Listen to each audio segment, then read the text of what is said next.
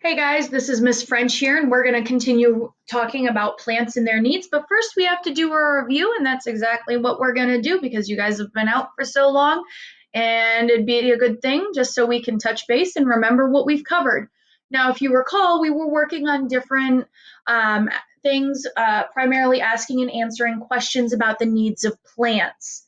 And so I want you to take a moment. I want you to talk to your mom, your dad, aunt, uncle, whoever's at home, or you can even write it on paper and just take a moment and try to remember what plants need.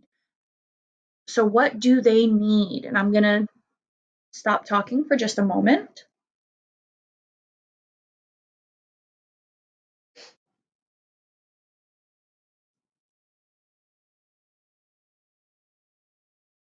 Okay, do you have it in your, at least in your head? Okay, this is what a plant needs to survive and thrive. I sure hope so. Now, a need is something that living things whatever living things must have in order to thrive and survive. Most living things, including plants, need nutrients, the things that help them grow. And that's located for us, it's in our food. And a plant's food is in the soil. It could also be somewhat in the water. It could, it's in the form of many things. Now, these nutrients give the plants energy, and energy, like I said, helps the plant grow and survive and thrive. And a plant is also called an organism. And you'll look below energy. If I go down there, it's going to pull up a little bar. So an organism is something that is living and has cells. And a plant is an organism. I want you to repeat after me. A plant is an organism. So, what is a plant? I hope you said organism. And what do plants need? Nutrients. And those nutrients give the plant, if you said energy, you are correct. You're not going to click on Groot, but as you can see to the right, the seed grows and it sprouts roots and it starts growing, and its anchor is the roots in the soil, and it's sucking up nutrients and water, and the plant grows taller and develops leaves and flowers, and after pollination and fertilization, the flowers turn into fruit, and the fruit's eaten by different animals who distribute it all over the area and distributes more seeds, and we're going to talk more about that later. But that just gives you an idea of the plant life cycle. Let's read about our plants, exploring plants. So, plants are living organisms. They're very interesting organisms because they are so different than other living things like people and animals. They don't talk or make noise. They are green and they can't move. Now, they can lean towards the sun, but they can't get up and walk around like we do or like animals do. And remember, an organism is a living thing made of cells. Plants have needs just like we do. Plants need water, sunlight, and soil to live and grow. Now, what might happen to a plant if it does not have water, sunlight, or soil? Now, take a moment because we did start our experiment and we did start observing what happens to different plants when they don't have those needs.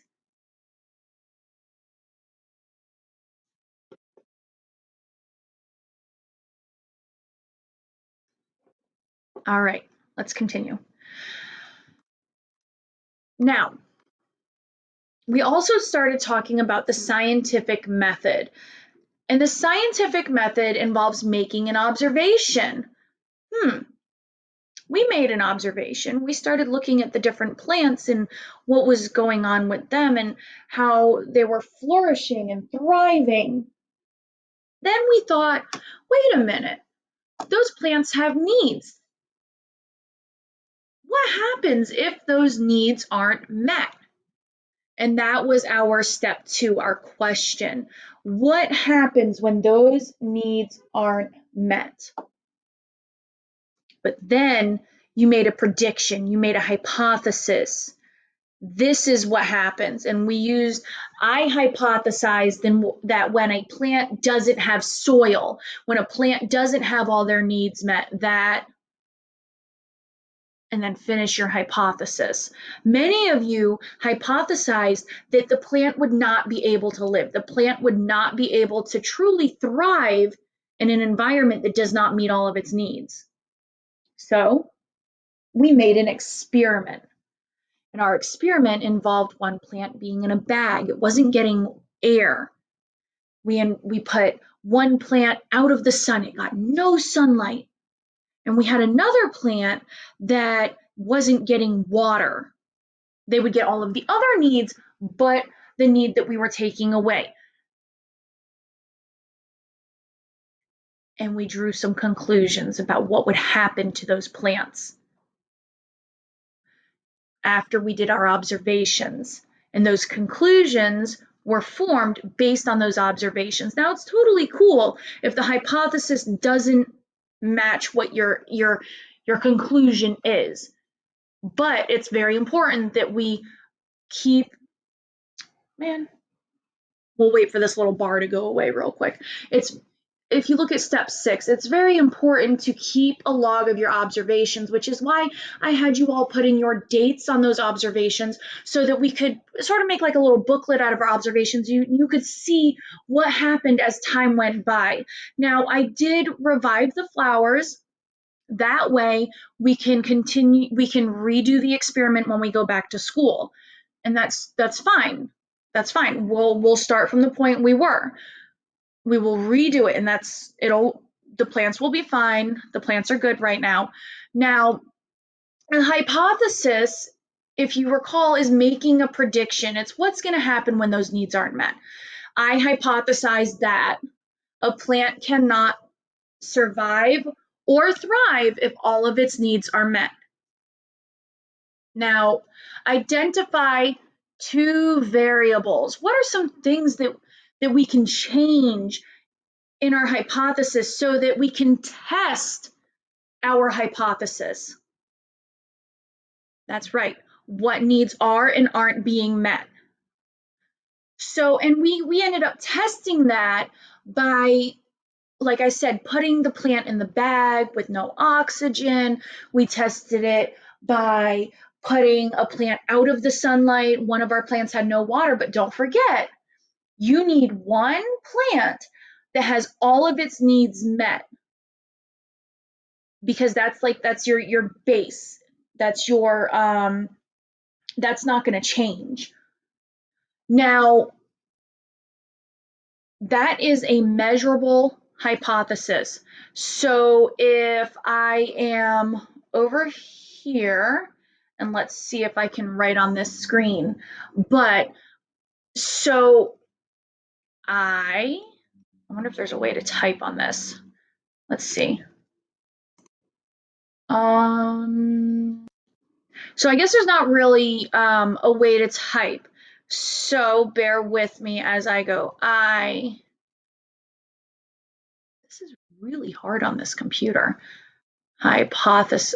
Okay, we're not going to worry about that. Anyway, when you're hypothesizing or creating a hypothesis, you want to make sure that you can test it and figure it out, and you can measure what's going on. In the case of the plants, we could definitely measure what's going on. We could measure, okay, the plant with all its needs is growing taller, whereas the plants without all of its needs is not.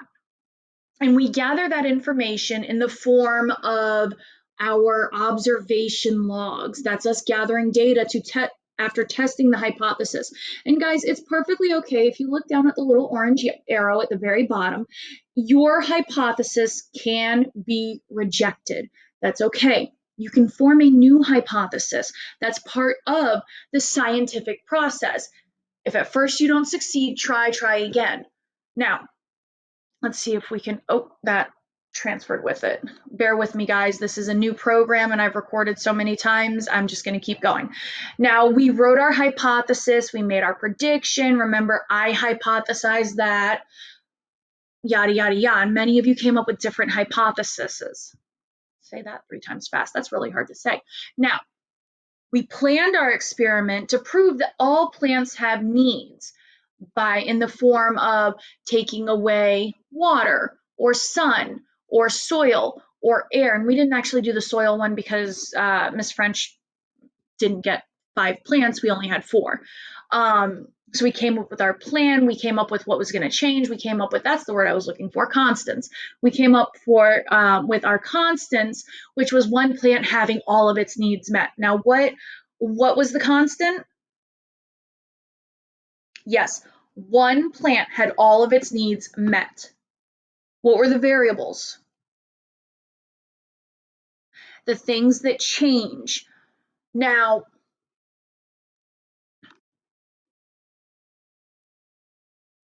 we already covered that. We talked about the scientific method. We drew about it. We wrote about it. Now, on this part, we talked about what animal goes with which habitat because we started talking about habitats and comparing that both plants and animals are living organisms and they also have needs, but those needs aren't always going to be the same. So if you recall, this is an underwater habitat. What animal goes in the underwater habitat? The whale. Now, what animal goes in the cold, frozen habitat? What do you think? That's right, the polar bears. What about a dry habitat? Are we going to have a little frog that needs water in a dry habitat? Nah, we're not going to have that. So we would say the camel because the camel stores nutrients and water in the hump so that it can survive in the dry habitat. The same as this cactus. They both store nutrients but in different ways. And what about this lush green habitat? Sort of looks like Florida, but it's I don't know where the picture was taken. It looks pretty like Florida does. Now, what would go in there? What might live in that lush, green, moist habitat? The frog. So this is where we actually pick up on the next section of our learning, and this is where we're going to start the new learning. And like I said, I'm going to go a little slower on the next part. This was just a review. Feel free to go back and review anything that you need to on this video. And if you have any questions, don't hesitate. Message me on Dojo. I've got it pulled up all the time right now. Message me on my email or however you need to get a hold of me. I will see you next time.